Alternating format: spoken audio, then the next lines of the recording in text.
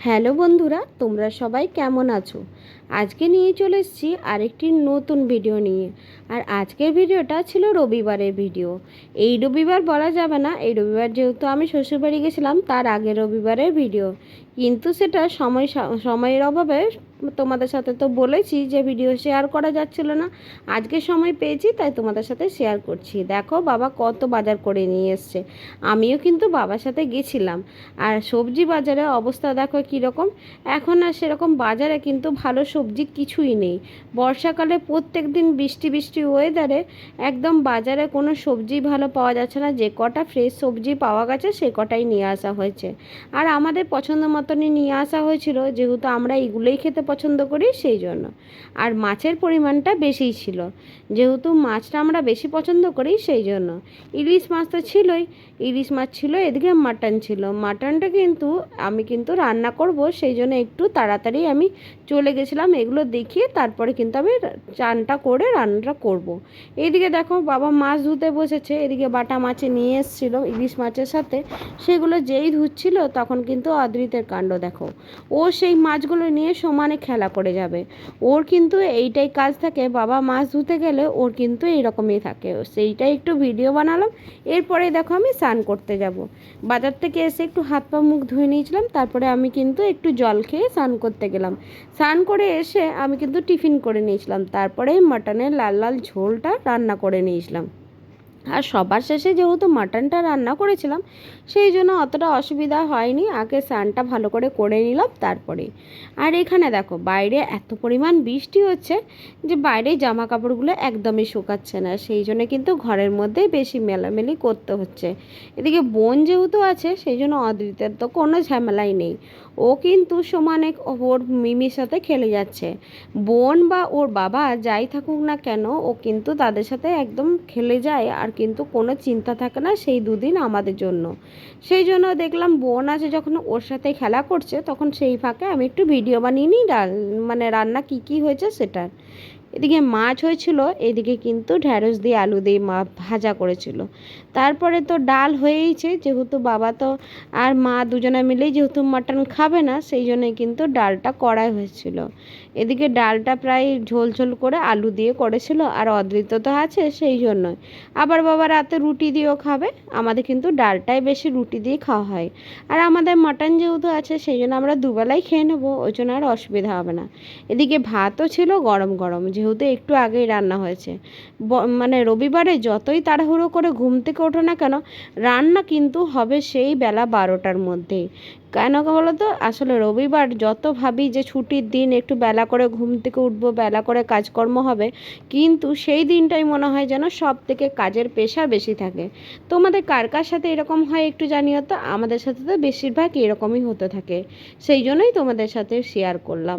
এখানে দেখো চাটনি ছিল, আম ছিল, দই ছিল, সেগুলো খাবার সময় মা বার করেছিল, সেগুলো তোমাদেরকে ভিডিও করে দেখাচ্ছিলাম। এদিকে তার কাণ্ড দেখো, সে কেমন উবুর হয়ে ঘুমাচ্ছে। তারপরে আমরা খাওয়া দাওয়া করে একটু রেস্ট নিয়ে নিয়েছিলাম। বিকালবেলা উঠে যেহেতু পুজো সামনে আসছে, একটু তো হেয়ার স্টাইল বলো বা ফেসের কিছু বলো, এগুলো তো করতেই হবে। সেই জন্য বোন তো আর আসার সময় পাবে না, ও হয়তো 1 থেকে 2 দিন আসবে, সেই জন্য আগের থেকে আমরা কথা বলে নিতে যাব আমরা একটু পার্লারে। সেই জন্য 3জন মিলে বেরিয়ে পড়েছি। আর শুধু কি পার্লারে গেলে হয়? আর পার্লারে যখন যাবে বোন বললো আমি একাই যাব, কিন্তু তারপরে মনে হলো যে না, বাইরে থেকে একটু ঘুরে আসি। আর ঘুরতে যাব বেশিরভাগ আমাদের খাওয়া দাওয়া করতে যাব। সেই জন্য সন্ধ্যাবেলায় অনেক দিন পরে মনে হলো একটু টিফিন করব। সন্ধ্যাবেলায় বেশ অনেক দিন কিছু খাওয়া হয় না। আসলে রেস্টুরেন্টে থেকে তো এমনি খাওয়া হয়, মানে এগ রোল চাউমিন এগুলো তো হয়ই, কিন্তু ওই ফিশ ফ্রাই বলো এগুলো বলো অনেক দিন খাইও নি। আর বিয়েবাড়ি না পেলে এগুলো কিন্তু খাওয়াই হয় না, সেই জন্যই ভাবলাম অনেক দিন পরে চলো যাই। আর এদিকে দেখো অবস্থা, টোটোটাই এমন চেপেছি, টোটোটাই নাকি সামনে গার্ডটাই নেই, তিরপল টাঙিয়ে। কত লোকটার সাথে বলাবলি করলাম যে এই টোটোতে না চাপাই ভালো ছিল, আমাদের তো ভীষণ ভয় লাগছিল। তারপরেই তো পৌঁছে গেছিলাম বাজারের উদ্দেশ্যে। আর বাজারে আসার আগে এই এতটা সিঁড়ি উঠতে হয়, সেটাই কিন্তু খুবই বিরক্ত লাগে। বিরক্ত লাগলেই হবে বা কি, আসতে তো হবেই। আর টোটোতে যেহেতু যাবে না বাজার পর্যন্ত, সেই জন্য আগেই নামিয়ে দিয়েছিল, সেখানে সিঁড়িটা উঠে ওভারব্রিজটা ক্রস করে চলে এলাম। আর এখানে বাজার থেকে আবার একটা টোটো ধরে তবে সাগরভাঙা যেতে হবে। সেখানেও চলে গেলাম, যেহেতু সেখানে গিয়েই খাওয়া দাওয়াটা করব সেই জন্য। ওখানে যেতে যেতে দেখো খেলার মাঠটা এত বড় আর কি সুন্দর লাইটিংগুলো লাগছে। আর এখন প্রায় সন্ধ্যা সন্ধ্যা হয়ে আসছে, ওই জন্য আরও বেশি ভালো লাগছিল। এবার বলতে বলতে আমরা ঠিক পৌঁছে গেছি রেস্টুরেন্টের কাছে। একদম কাছেই নামালো, মানে রোডের সাইডেই যেহেতু রেস্টুরেন্টটা ছিল সেই জন্য টোটোটা সামনেই নামালো। তারপরেই দেখো ভিতরে অ্যাম্বিয়েন্সটা একটু ভিডিও বানাচ্ছিলাম, আর বোনের সাথেও কথা বলে নিয়েছিলাম কি খাবো কি না খাবো। আর এদিকে আমাদের সাথে সাথে সেও কিন্তু তাল মেলাচ্ছিল। এখন যেখানেই যায় না কেন আমি বা বোন দুজনে তো আগে সঙ্গী সবসময় ছিলাম, এখন তো আমাদের সঙ্গী হয়ে গেছে অদ্রিত। ওকে নিয়ে সব জায়গা যাওয়া হয়, আর ওকে ছাড়া আমরা কোনো কথা ভাবতেও পারি না। সব জায়গা নিয়ে গেলে আনন্দটা আমাদের বেশি হয়। আর আমরা তিনজন মিলেই একদম মানে যখন থেকে ও হয়েছে তখন থেকে সব জায়গায় যাওয়ার চেষ্টা করি। আর এদিকে জানো তো আমরা না ছোট থেকে আমরা দু বোনেই কিন্তু বেশিরভাগ যে কোনো রেস্টুরেন্ট বলো যেখানেই বলো আমরা কিন্তু বেশি যাওয়ারই চেষ্টা করতাম। আর সব জায়গায় কিন্তু আমরা সেভাবেই যেতাম। আর ওর হাসিখানা দেখো, মুখের হাসি দেখলেই বুঝতে পারবে ও কতটা আমাদের সাথে এসে আনন্দ পেয়েছে। আর ভেতরে অ্যাম্বিয়েন্সটা দেখো কি দারুণ। এখানে কিন্তু সমস্তটাই একদম হাতে হ্যান্ডমেড করে করা হয়েছে, সেই জন্যই কিন্তু আরও বেশি ভালো লাগছিল।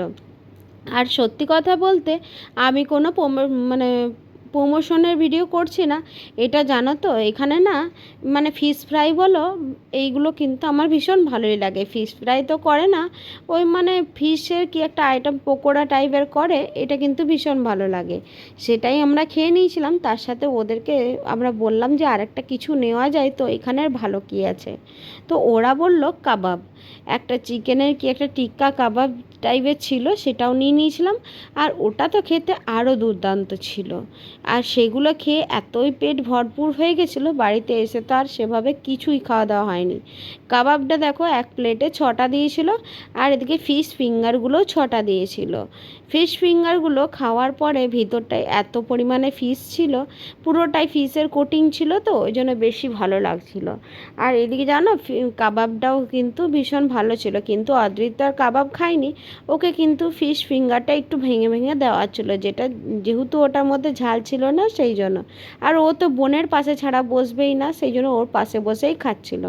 এইভাবেই তো আজকে সারাটা দিন সকাল থেকে রাত পর্যন্ত কিভাবে পেরিয়ে গেল বুঝতেই পারলাম না। আর সারাটা দিন খুব হাসি মজা এইভাবেই বের করলাম। মাঝে মাঝে এই সময়গুলো এভাবে বের করলে জীবনটা যেন আরও বেশি ভালো হয়ে ওঠে। তোমাদের কার কার আমার সাথে একমত সেটা একটু কমেন্ট করে জানিও। আজকের ভিডিওটা এই পর্যন্তই রইলো। আমার ভিডিওটা তোমাদের কেমন লাগলো সেটা একটু জানিও। যদি ভিডিওটা ভালো লাগে তাহলে একটা লাইক কমেন্ট আর শেয়ার করে দিও। টাটা সকলকে, সবাই ভালো থেকো সুস্থ থেকো, আবার নতুন আরেকটি ভিডিও নিয়ে আসবো। ততক্ষণের জন্য তোমরা সবাই ভালো থেকো, টাটা।